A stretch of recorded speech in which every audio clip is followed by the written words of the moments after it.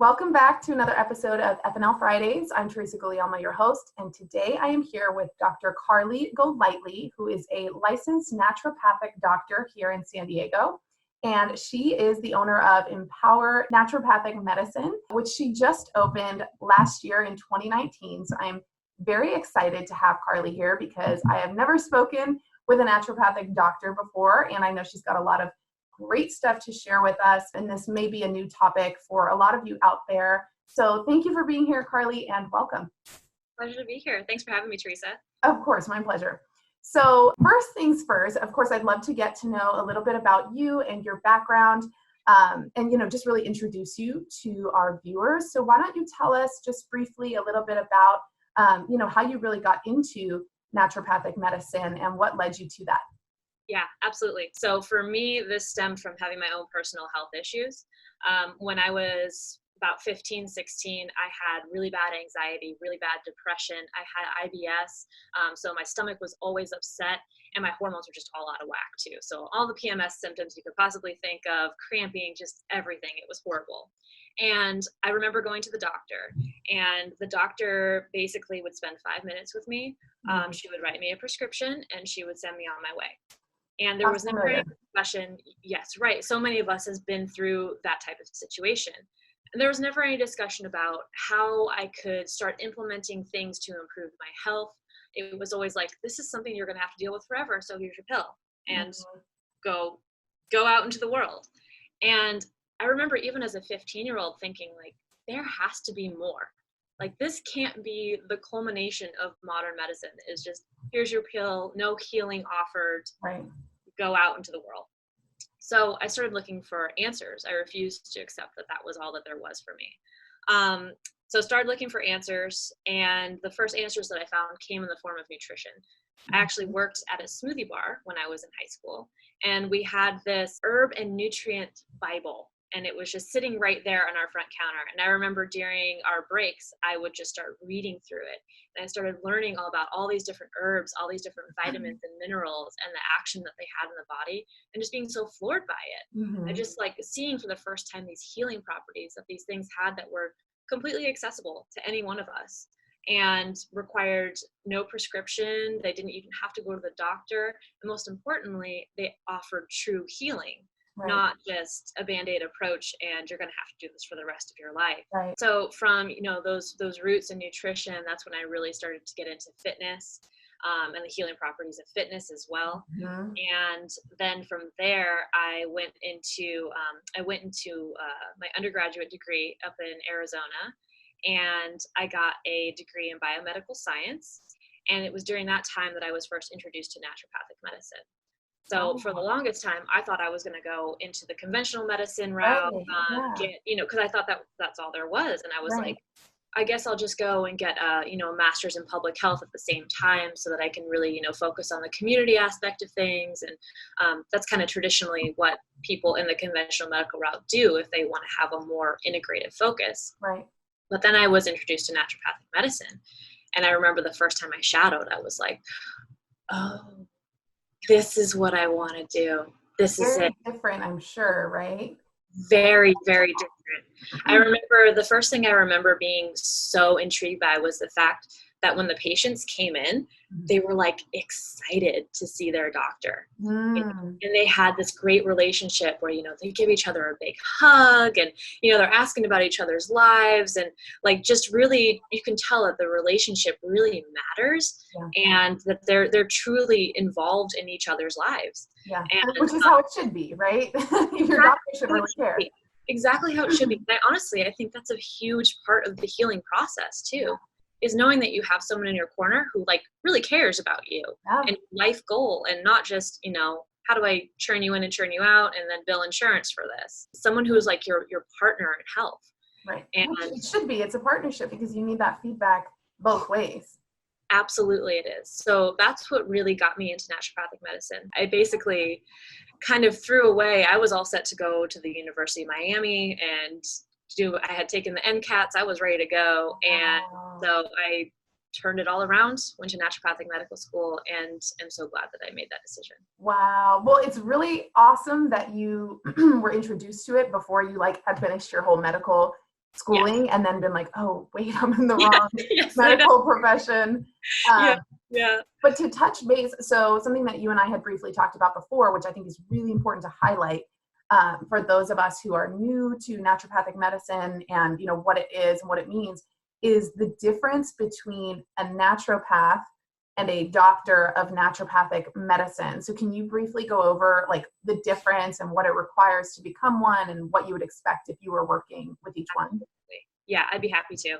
So this is an issue that is directly related to consumers. So anyone who is seeking out medical care or health care, please mention this because it's very important. So a naturopathic doctor is trained in a 4-year accredited medical college. We go through extensive clinical training and have thousands and thousands of hours of patient contacts. A naturopath is someone who's taken an online or weekend course and has a certificate in essentially health coaching. So as you can see, totally different things. And I would have not known that until you told me. I just kind of assumed it was like the same thing. Right, That's exactly. crazy. Exactly. Which is, I mean, most people don't know. And this is something, like I mentioned to you earlier, I fly out to DC once a year. I spend a weekend on Capitol Hill advocating to the legislative parties there. Right. And this is one of the issues that comes up over and over and over again is the need to like delineate these two things because it's a patient safety issue, really. Sure.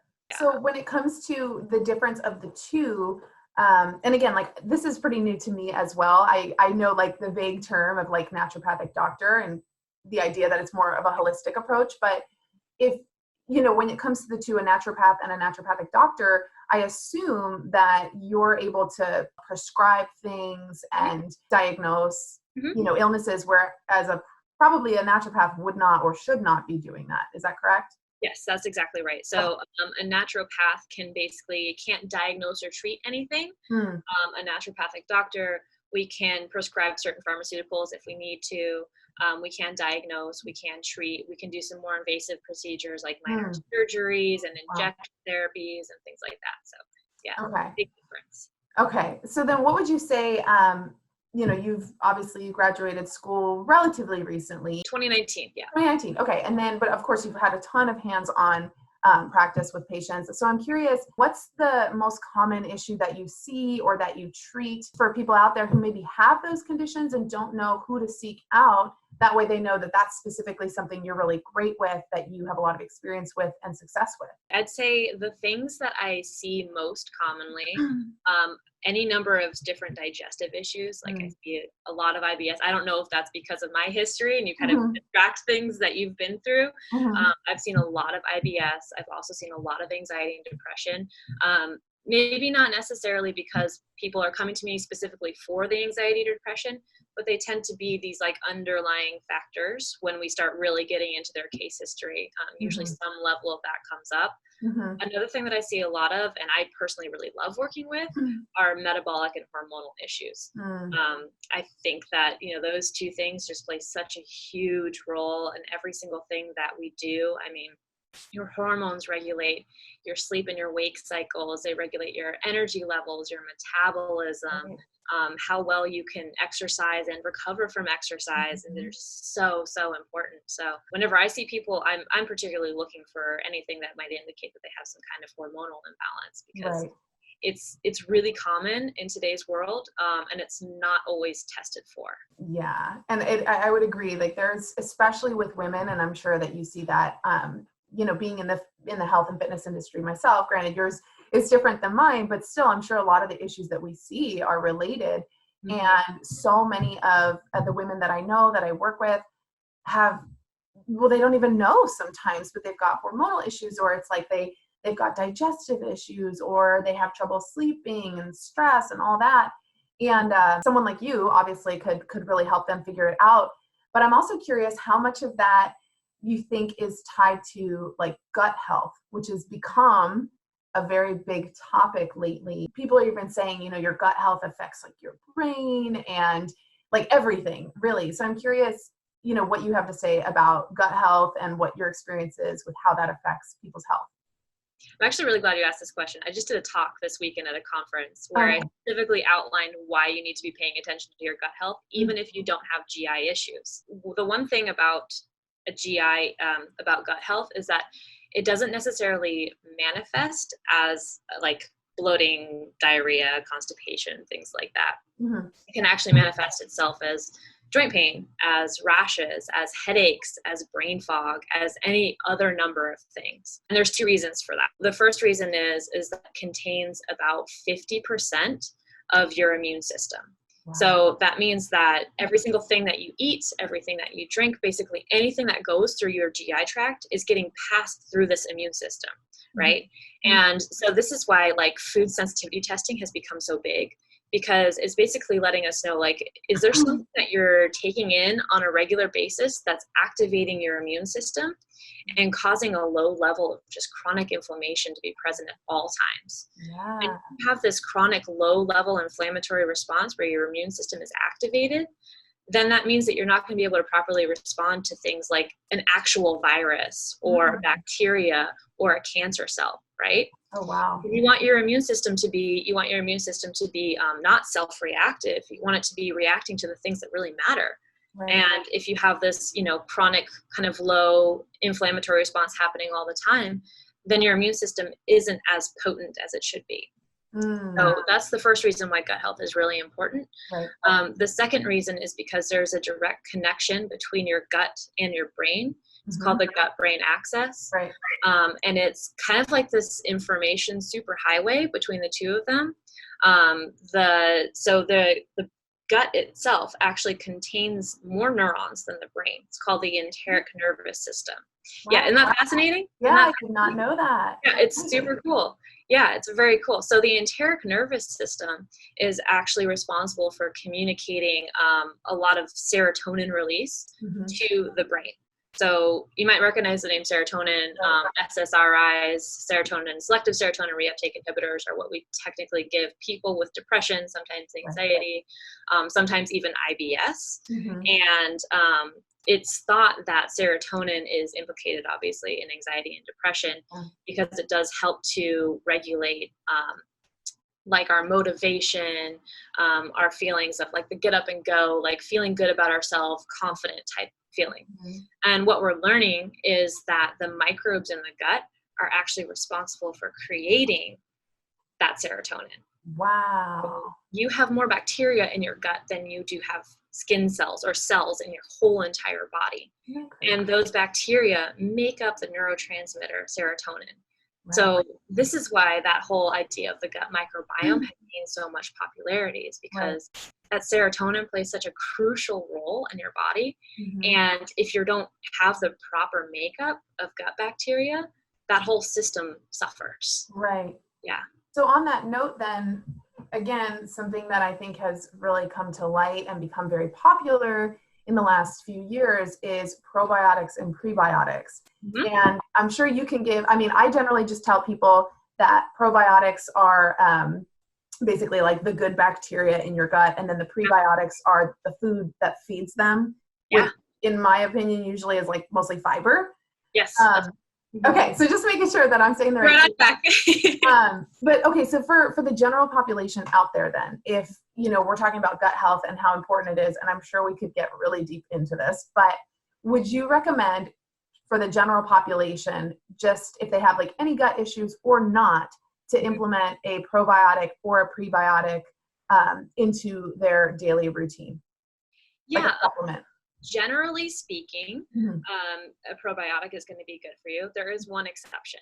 Okay. So if you're someone who feels like you, anything you eat, like immediately turns to bloating and gas, that could be a sign that you actually have gut bacteria that's migrating upwards into your small intestine and is basically living in a place that it's not supposed to be. And if you take a probiotic or a prebiotic, in that case, it can actually make your symptom worse. So if that's something that's happening to you, don't do the probiotic, prebiotic. Consider going to see, a naturopathic doctor. Right. Someone who can help you to treat that. Right. And then later you would want to implement a probiotic or prebiotic. And those people would probably know that then, right? Because if they try it out and then they feel worse, then that probably, they would fall into that category. Yeah, most people are pretty aware when they take something and it makes the problem worse. Pretty much anyone else, I would say a probiotic is a good idea. Okay. a couple tips about choosing a probiotic as well. So ideally you want something that's refrigerated. Probiotics are living organisms, so as long as they're kept chilled, you know that they're probably still viable. The ones that come in stable forms are going to either have been like not well handled, left in the heat, you know, things like that. So they may not be viable anymore. You might just be taking something that's completely dead and useless. Good to know. It is best. Yeah. And then you want to have as much variety in the different cells that are in there, the bacteria as possible. Right. And then when you're looking at the cell count as well, you want it to be in the billions. So say CFUs, colony forming units. Yes. So ideally you want to have several billion colony forming units. Those are really easy tips, I think, to just for someone who just wants to implement, you know, that doesn't have anything right now that they're using. I think that's really straightforward, easy way to do that. And I didn't know the refrigerated thing. That totally makes sense. Right? Yeah. But it's so funny because, like, granted, I'm not out there like looking at every shelf of probiotics, but so many of them are not refrigerated. Like I have one that's powdered and I never thought twice about it, but that totally makes sense. It's living organisms, it's bacteria, like they're not powdered. Right, exactly. They don't live in powdered form. So I'm curious then, like in your practice and with all the people that you've worked with, obviously gut health is a huge issue, but would you say that that is, you know, the biggest issue in the general population's health, or is it something else? And then if it's something else, how do you aim to address that? Oh, I would say the biggest issue in general population health is essentially inflammation happening in the body from one thing or another. Yeah. You know, everyone has a weak spot. So like for me, my weak spot is my digestion. For other people, it is like allergies. For other people, you know, it's skin stuff. But all of these things are ways that the body is basically telling you like, hey, there's something off here. I'm inflamed somewhere. And it is trying to basically shove all of that into one area where it just kind of, you know, everything builds up. So it really depends on the person, but I would say like the root of most of it is inflammation. I do see, you know, it manifests again, obviously, as gut stuff. Anxiety and depression is a big one. Hormones, there's a lot out there. I do see a lot of too. One of the issues I come across a lot in my practice is a lot of patients feeling like really disempowered about their health, feeling they don't know what to do or where to go, or even that they have options for healing. You know, most people are kind of under the impression that this is it, this is what I get, and I just have to manage it.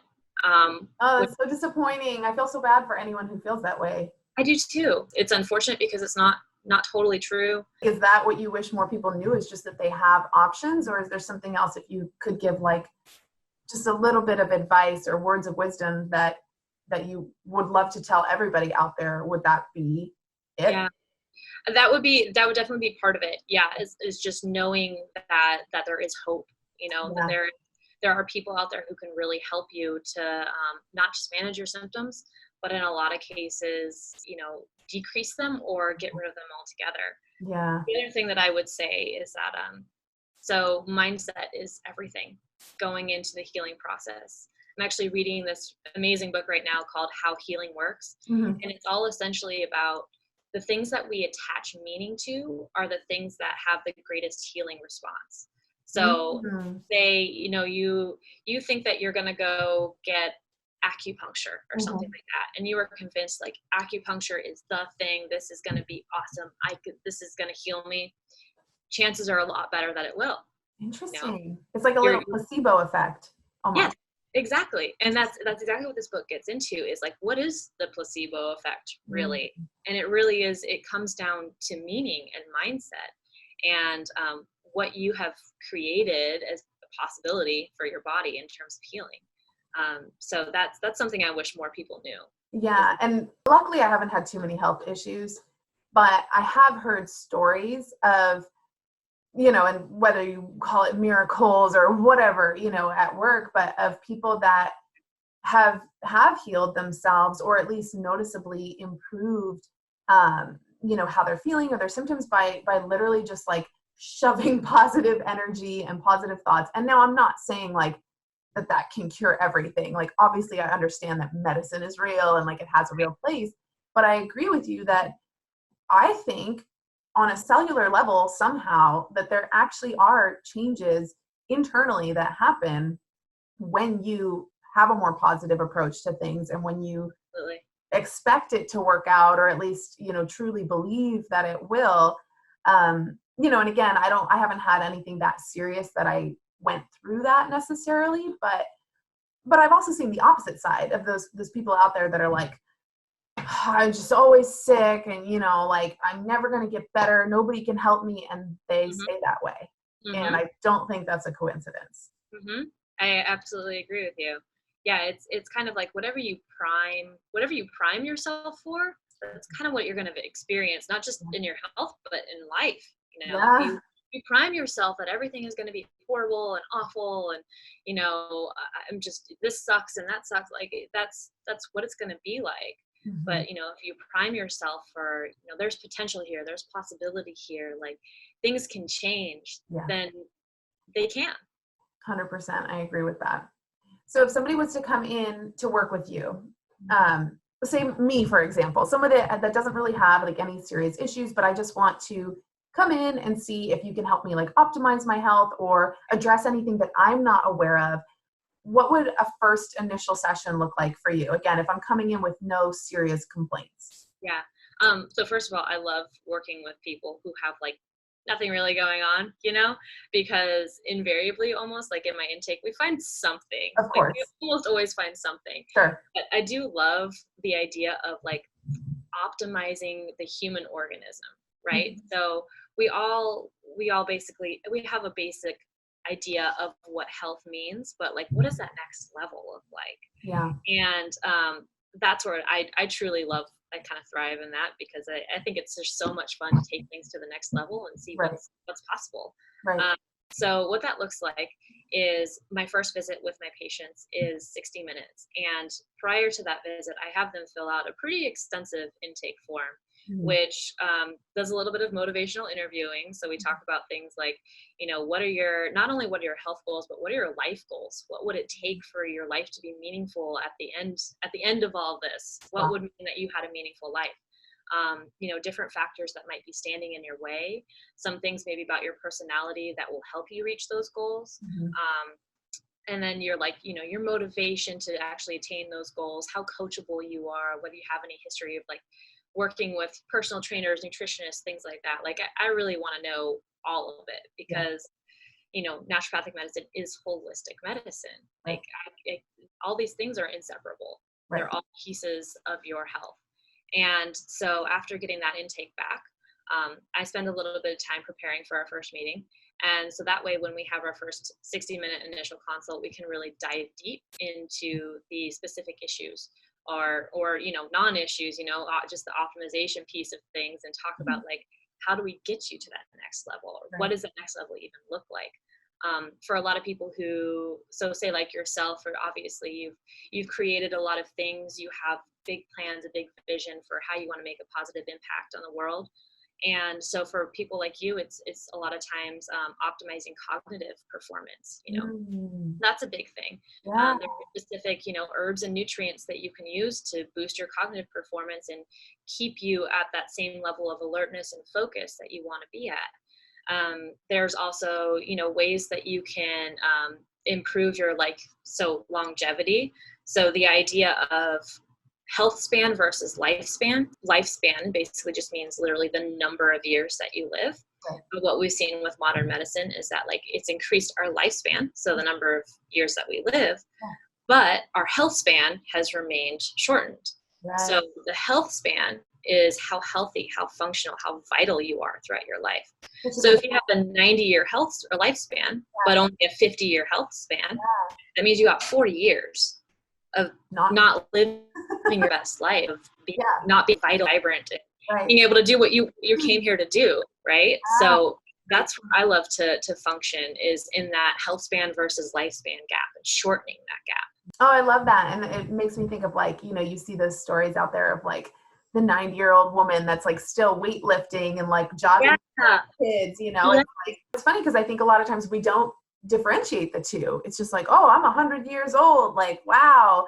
But I mean, most 100-year-old people that I know of are like wheelchair bound. Mm-hmm. And I'm proud to say my grandpa is 99 and he can still walk on his own. He's like That's garbage amazing. attack. Like obviously, you know, Great. to an extent, your body is going to start Right. breaking down, if that's what you want to call it. So he's not out there like playing soccer, but you know, he's still mentally there. He can walk. I mean, I don't know, 99 years old to me, if you're like living alone and you're still able to like walk up and downstairs, yeah, I'm like, you go, grandpa. There's nothing to turn your nose up at. That's incredible. Yeah. So like, I want to see, and again, as a fitness professional, I love when I see people that are like 60, 70, 80 plus in the gym. I'm like, yes, that is what we need. We need more people, especially starting at our age, 20s, 30s, 40s, starting early, because it's, in my opinion, it's so much more challenging to regain your health as we age. So it's so much better to start early and then just maintain it.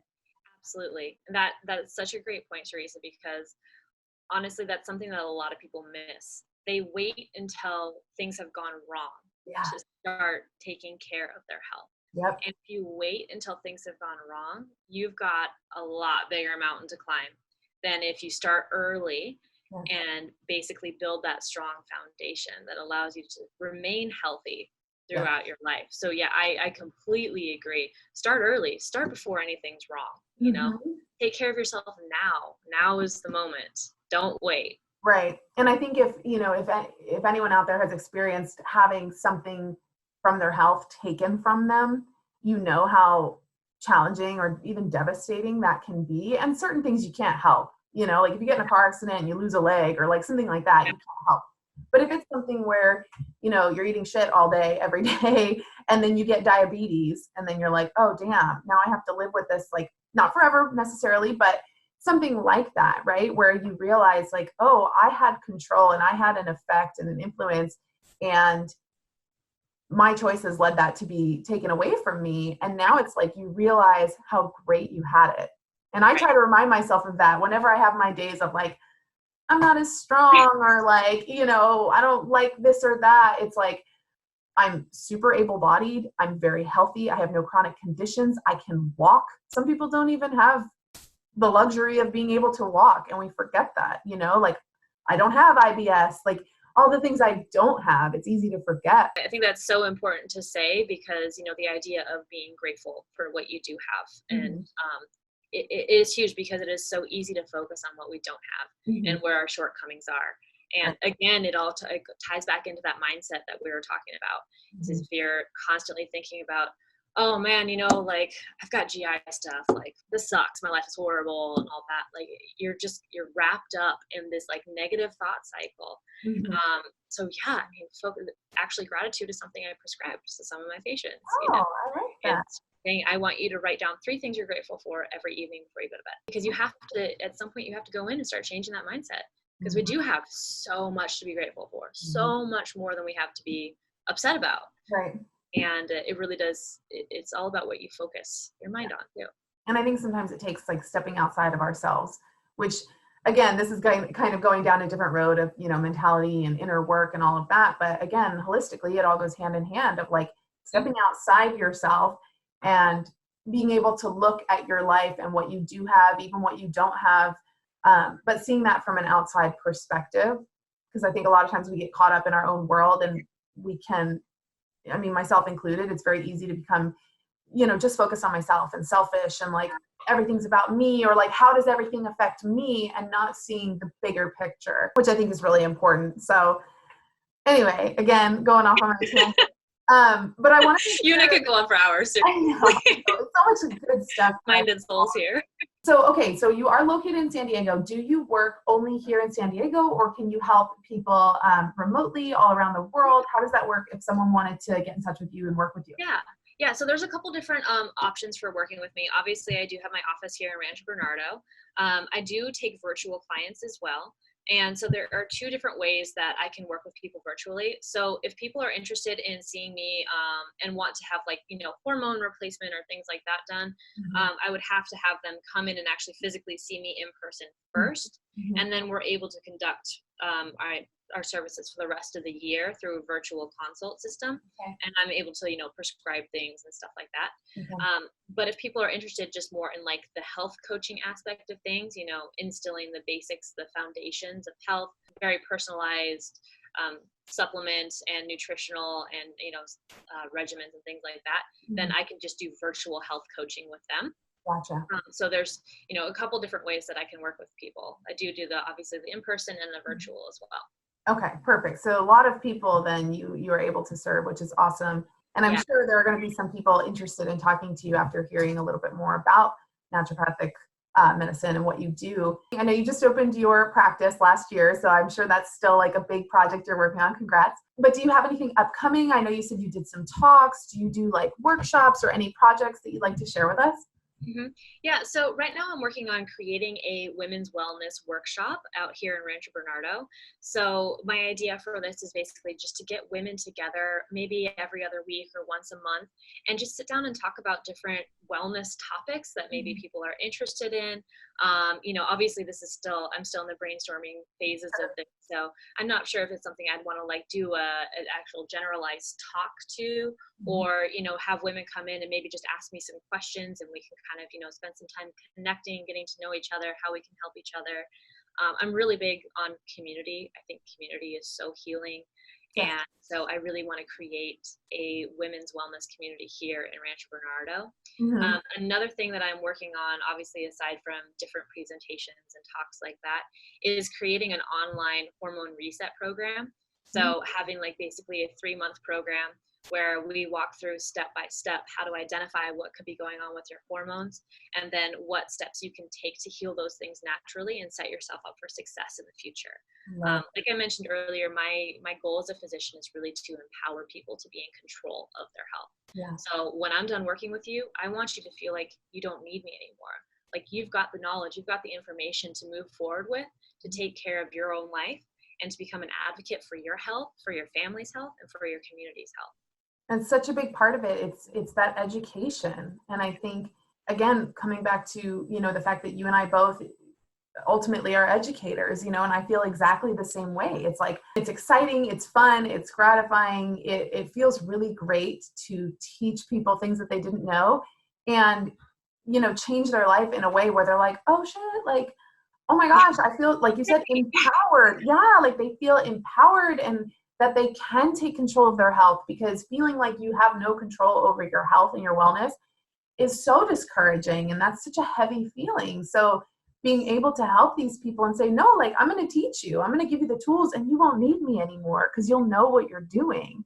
I love that you're doing that. It's so important. And again, just, sharing that message to everyone out there of like, yes, you do have more control than you think. And maybe right now you don't know everything, but that's what, health professionals are for. Like that is why we do what we do, because we want to help people and educate and empower them. So I'm very glad to know, that that's part of your mission. And you and I will have to talk a little bit more about, I'm actually in the process of a 6-month workshop series for women to help them balance physical and mental health. So we'll have to have more.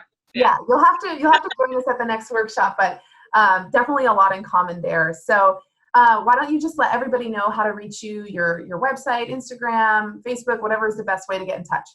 Yeah, so I would say Instagram is probably the best way to get in touch with me. I'm at Holistic Fit Doc. It's the same on Facebook as well. So my Facebook page is Holistic Fit Doc. My website is Dr. So Dr Golightly, Golightly, exactly like it sounds, nd.com. So drcarleighgolightly.nd.com. Perfect. Well, I am so glad we got to have this chat, and we definitely have a lot more to talk about. Thank you for your time, and we will definitely have to connect in person whenever I'm up there in that area, since I live down south. But again, thank you for your time, and I look forward to chatting with you more and having you on here again in the future. Absolutely. Thank you so much, Teresa. It's been such a pleasure getting to know you and connect with you. Absolutely. Thanks, Carleigh.